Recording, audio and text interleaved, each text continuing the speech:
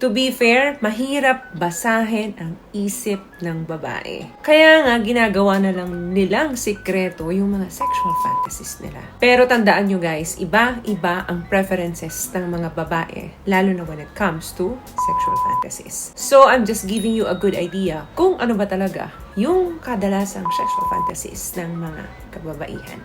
This is Cheryl Ting and welcome back to our channel. Maitim ba skin? Underarm at singit mo? K-Skin ang bahala sa'yo. Premium ang ingredients, paraben-free and sulfate-free, and FDA-approved, kaya safe for everyone. With K-Skin, ibalik ang alindog mo. Huwag nang magpahuli. May nagtanong sa akin, sabi niya, Miss Che, ano ang kadalasang sexual fantasies ng mga babae? Any idea? So, magandang pag-usapan natin to kasi ito yung mga bagay na iniingatan talagang malaman ng mga partner nila. Natatakot sila kasi baka husgahan sila, pag-isipan sila ng hindi maganda nung taong makakaalam nito. Hindi talaga nila ito sasabihin kasi minsan sila mismo ay natatakot doon sa mga fantasies na naiisip nila. Pero hindi naman ibig sabihin nun ay kinakailangan niya talagang maranasan.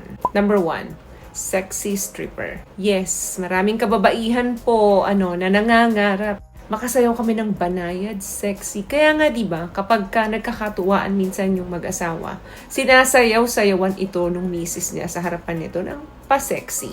Yung tipong sumasayaw kami sa ibabaw ng chair, sa ibabaw ng table, at isa-isa naming tinatanggal yung mga saplot ng katawan namin. Habang inaakit namin yung mga mister namin. Isa sa nasa top choice yan kasi isa yan sa pinakamadali. Madaling maghanap ng mga props, madaling gawin. Minsan nga lang, hindi bagay sa amin. Another thing, role play. Yes, isa sa common na S-fantasies ng mga kababaihan yan. Like, maglalaro ka or magpi-play ka na parang iba yung character mo. Pwedeng cosplay or tipong ikaw yung nurse or student. Yung parang magpo-portray ka. Magsusuot ka ng costumes na parang nasa ibang character ka. Pwedeng police na uniform, pwedeng nurse, pwedeng doctor, or kung ano yung available. Then feel ng babae na yun yung character niya. Kapag ganito yung ginagawa nyo, pwede mong makita yung ibang side ng pag-uugali niya or ng pagkatao niya. So, para sa akin, isa yan sa magandang gawin.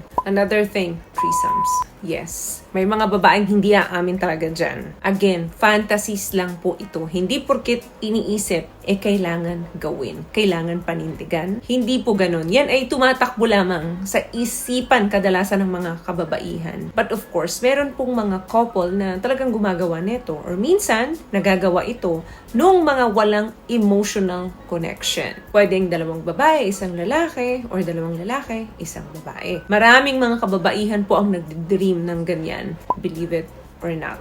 Mahirap lang paaminin, pero pag pinush mo, aamin din naman yan. Lalo na kung comfortable naman yung babae sa inyo. Now, kung magsasuggest ka naman sa babae na gawin yan, extremely careful ka dapat.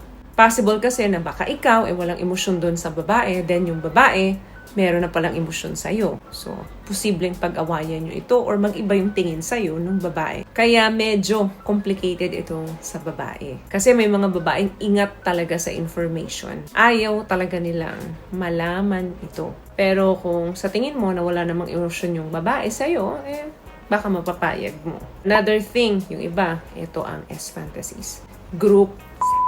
Yes, ito po ay combination ng babae, lalaki, lalaki, babae. So, it's a grupo po. Tapos, magpapalit-palitan sila. Kalimitan, may mga taong na-involve dito hindi magkakilala or meron naman magkakilala lang pero walang relasyon. Hindi maganda ito pakinggan, hindi rin maganda ito gawin, kaya kadalasan sinisikreto ito kasi tabu po ito. But yes, may mga babae pong nagpa-fantasize nito. What I love about this product, itong No More Dark Secret ng K-Skin, bukod sa may advanced whitening na siya na kung saan pwede niyang matulungan na pumuti yung mga singit-singit mo, moisturizing, meron siyang anti-irritation, antibacterial, maintain healthy pH level. Hindi lang pambabae, meron din po tayong pang-lalaki. Another thing, exhibitionism. Extravagant behavior to. For example, pinafantasize niya na kunyari naglalakad siya sa gitna ng dagat, Then, magtatanggal siya ng saplot niya. Lalo niya, gagawin niya to is yung tipong maraming tao, then magpe-face mask lang siya or magsusuot lang siya ng sombrero. Gusto niya lang makakuha ng attention sa iba. iisipin nila, ano kaya magiging reactions ng mga tao pag nakita nilang maglakad ako dyan sa may dagat at unti-unti kong hubarin yung saplot ko. So may mga babae pong iniisip yung ganyan, para itest kung ano yung kakayanan nila. And last one night stand. Yung tipong may stranger kang kasama sa loob ng kwarto. Posibleng hindi mo to kilala, nakilala mo lang to sa bar or sa isang restaurant or kung sa mall, then may nangyari na. Mostly, for them, sex is fun. Gusto niya lang mag-explore. Gusto niya lang gawin kung ano yung maisipan niya. Pwede siyang magpaka-wild kasi doon kasi hindi naman siya kilala nung kaniig niya. Pwede niyang ilabas lahat ng fantasies niya doon, lahat ng libong niya doon kasi hindi naman siya kilala ng taong to. And last one, na fantasies ng ibang mga babae. Bonus na lang to. Swapping ng partner. Nakipagpalit ng partner. Ano kaya yung feeling kapag sinubukan ko yung partner nung ganito? So, ganyan yung maiisip ng isang babae. In fact, meron pong mga country na open sila sa ganyan. Yung tinatawag nilang swinging. So, yung ibang couple open sa ganito. Hindi natin alam kung paano ito nag-work. But of course, from the word swapping, si Mister pupunta doon sa wife nung kanyang kumpare, perhaps, or yung kanya namang wife pupunta doon sa kanyang kumpare. So yung mga ganun is halimbawa lamang na tinatawag na swapping. Or kung mag-boyfriend and girlfriend, magpapalit, o yung tipong mag-asawa. So sa Pilipinas po, may mga pangilan-ngilang couple na rin na gumagawa or open sa ganyan. Isa sa biggest fantasies yan. But again, hindi porket fantasy, hindi porket dream, kailangan panindigan. Pwede naman yung mga fantasies ninyo, doon na lang sa mga partner ninyo. Mas safe at mas wala kang pangamba.